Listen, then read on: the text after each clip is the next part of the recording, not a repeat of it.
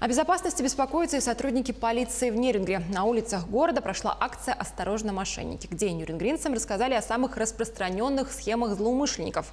Любой прохожий мог прослушать небольшую лекцию о том, как не стать жертвой мошенников и получить соответствующую памятку, рассказывает Александра Цыбикова.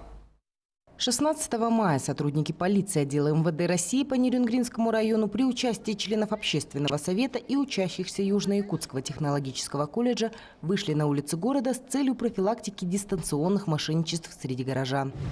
У нас проводится акция «Внимание, мошенники». Вот мы вам дарим такой буклетик.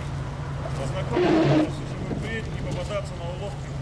Прохожим, а также участникам дорожного движения вручались профилактические памятки и доводилась информация о формах и методах, используемых злоумышленниками, и простых правилах, как не стать жертвой мошенников.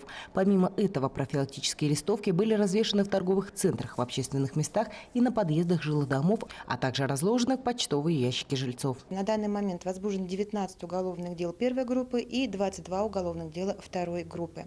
Следует отметить, что потерпевшим является держатель банковских карт, к которым подключены такие функции, как мобильный банк, онлайн-банк и интернет-банк-клиент.